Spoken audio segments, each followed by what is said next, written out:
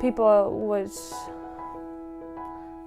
just be intrigued as to why you were still living the same way that your parents do, or why you were still going to the same church that your family does, even though you're in college now and you don't have to do those things. So have you not grown out of it? Have you not changed your mind from your youthful thinking? I think that's generally their attitude that they have. Yeah, I think a lot of people are coming from a lot of different places. So I've had like people who have questions about really specific things, like they'll have an issue with the church's teachings on sex or sexuality, or people who have issues with, you know, how can we trust that the books of the Bible are real, and kind of really specific issues. And some people have broader issues as well, that have to do less with like your particular faith and more with like how you interact with the church, because maybe they've had a bad experience with the church. So I feel like there's a lot of those questions that I get first before any of the questions about like the gospel come up. So I think people have a lot of barrier questions that they feel like they need to get through before you can kind of talk about what's actually going on with Jesus and the gospel and all that. I think a lot of the time people ask about purpose, and they ask a lot about kind of joy. I got like loads of questions, which seems really strange to me because like I'm like, I don't know, I'm kind of an emotional person, like I'm always like going through something. And loads of people were asking me like, how are you so happy all the time? Or like, how do you like have so much joy? And I was like, it kind of made me like recognize that more, the fact that like joy is a gift and it doesn't come from your circumstances.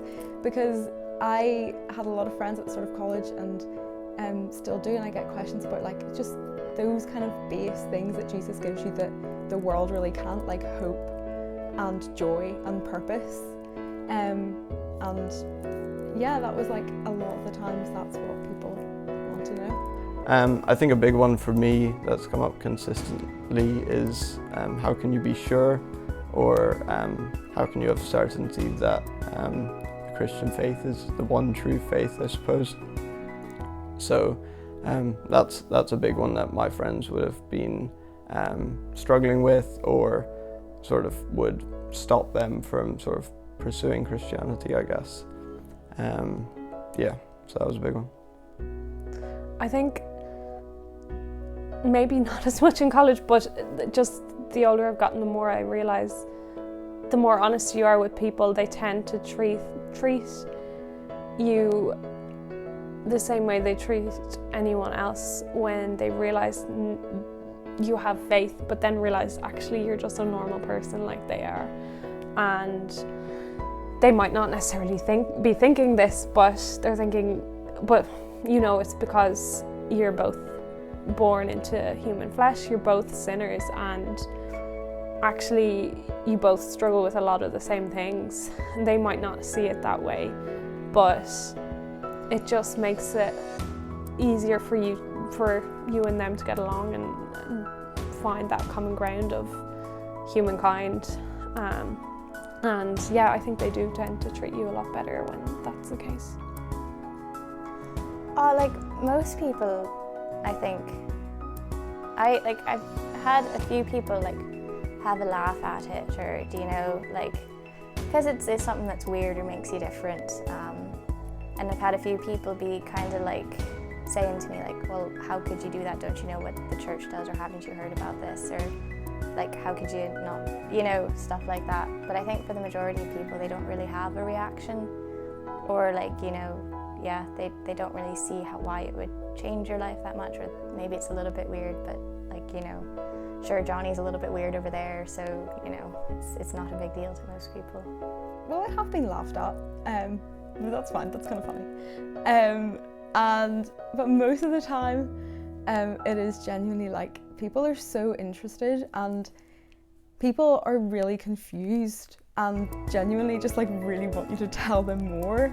And I think a lot of people have really, especially in Ireland, like they have like really specific expectations, or like they already have an idea of what a Christian is like, or what you'll believe, or what you'll say.